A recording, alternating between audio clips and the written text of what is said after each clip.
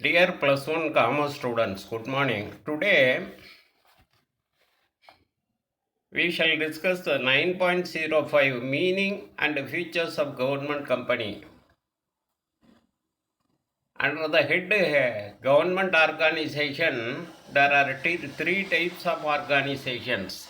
They are departmental organization, public corporation and government company. Now let us see the government company meaning and its features. In your book bag also there is a short answer question. In your book bag also there is a short answer question. What is mean by government company? A government company is defined under section 2, subsection 45 of the Companies Act 2013 as any company in which not less than 51% of the paid up share capital held by the central government or by any state government or governments or partly by the central government and partly by one or more state governments, and includes a company which is a subsidiary company of such a government company. என்ன சொல்கிறாங்க, நிர்ம சட்டம் 2013 பிரிவு 2 உட்பிரிவு 45 படி அரசு நிறுமம் அப்படின்னு சொல்கிறது மைய அரசு அல்லது மாநில அரசு தனித்தனியாகவோ அல்லது கூட்டாகவோ ஒரு நிறுமத்தோட பங்கு முதல்ல 51 விழுக்காட்டுக்கு மேலே மைய அரசு அல்லது ஏதேனும் ஒன்று அல்லது ஒன்றுக்கு மேற்பட்ட மாநில அரசுகள் பெற்றிருந்தால் அதை அரசு நிறுவனம்னு சொல்கிறோம். அரசு நிறுவனத்தினுடைய துணை நிறுவனமும் அரசு நிறுவனமாக கருதப்படும். அரசு நிறுவனத்தினுடைய துணை நிறுவனமும் அரசு நிறுவனமாக கருதப்படும்.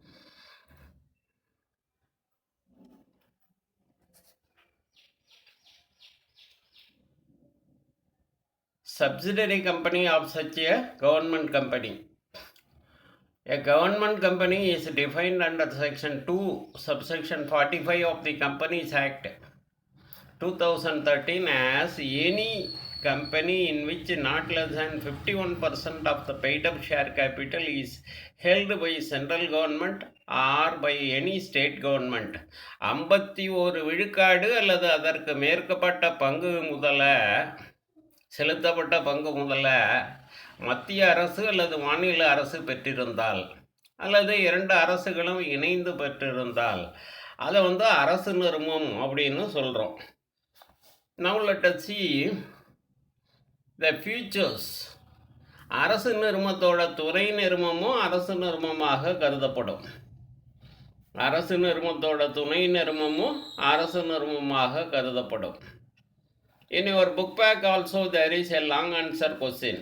What are the features of government company? What are the features of government company? Now let us discuss the features. Registration under the Companies Act.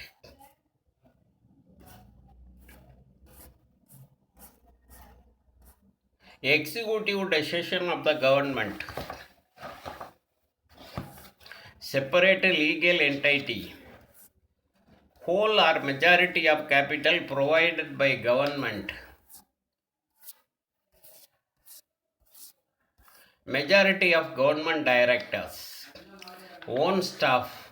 Free from procedural controls. Accountability to the parliament, state legislatures.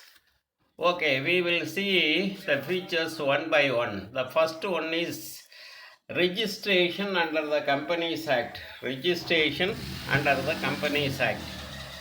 A government company is formed through registration under the Companies Act 1956 and it subject to the provisions of this act. Like any other company. However, the central government may direct,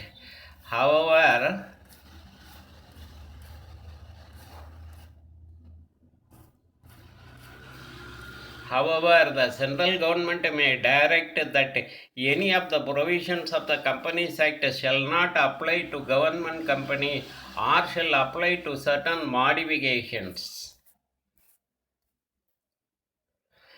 நிறுவ சட்டம் 1956 கீழ் அல்லது அதற்கு முந்தைய சட்டத்தின் கீழ் பதிவு செய்யப்பட்டிருக்கும். அரசு நிறுவனம்னு சொன்னால் அது நிறுவ சட்டம் 1956 கீழையோ அல்லது அதற்கு முன்னாடி உள்ள சட்டத்தின் கீழையோ அந்த கம்பெனி பதிவு செய்யப்பட்டிருக்கும். நிறுவ சட்டத்தோட ஒரு சில பிரிவுகளை பின்பற்றுவதிலிருந்து அரசாங்கம் அந்த அரசு நிறுவனத்திற்கு விலக்களிக்கலாம் அல்லது அந்த சட்டங்கள்லேருந்து விலக்களிக்கலாம், மாற்றம் செய்யலாம்.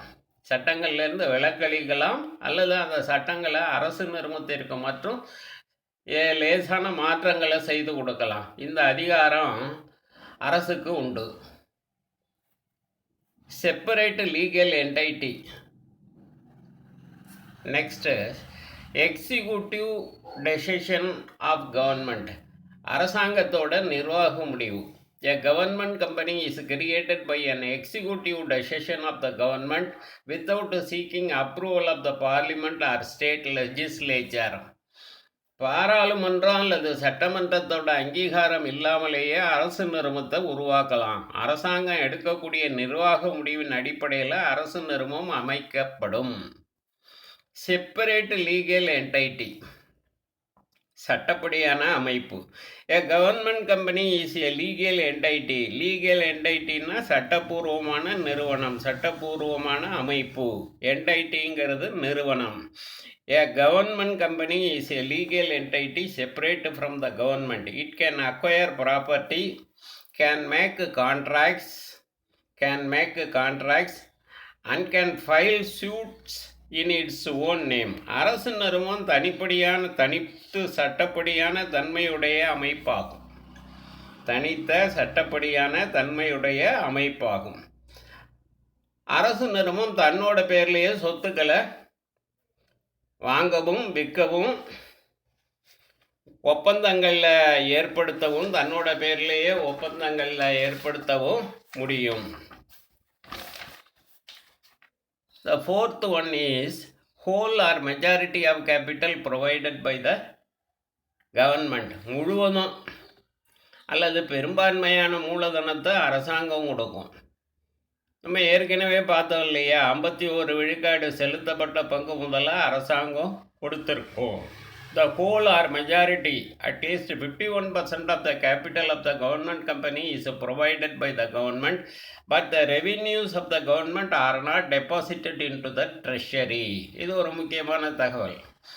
அரசு நிறுவனத்திற்கு தேவையான மூலதனம் முழுவதையும் அல்லது பெரும்பான்மையான 51 விழுக்காடு பங்குகளை வாங்கி அரசாங்கம் பங்கு முதல் கொடுத்துருக்கும். ஆனால் அரசு நிறுவனத்தோட வருமானத்தை அரசு கருவூலத்தில் செலுத்துவது கிடையாது. அரசு நிறுவனத்தினுடைய வருமானத்தை அரசு கருவூலத்தில் செலுத்துவது கிடையாது.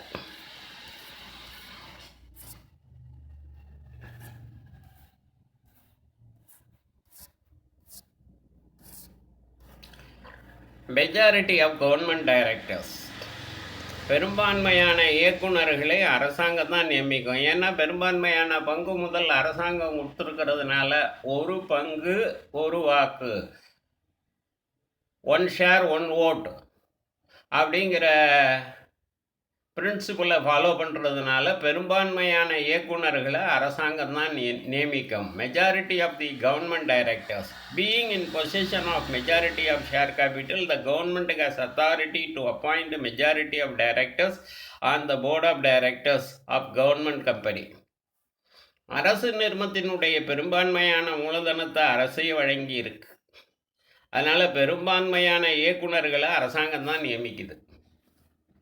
ஓன் ஸ்டாஃப், சொந்த அலுவலர்கள். A government company has its own staff except government officials who are sent to it on deputation. Its employees are not governed by civil service rules. அரசு நிறுவனங்கள் சொந்தமாக அலுவலர்களை நியமிக்குது. அவங்க கம்பெனியோட ஸ்டாஃப் தான், கவர்மெண்ட் கம்பெனியோட ஸ்டாஃப் தான். இந்த அரசு நிறுவனத்தினுடைய பணியாளர்களுக்கு அரசு ஊழியர்களினுடைய விதிகள்லாம் பொருந்தாது.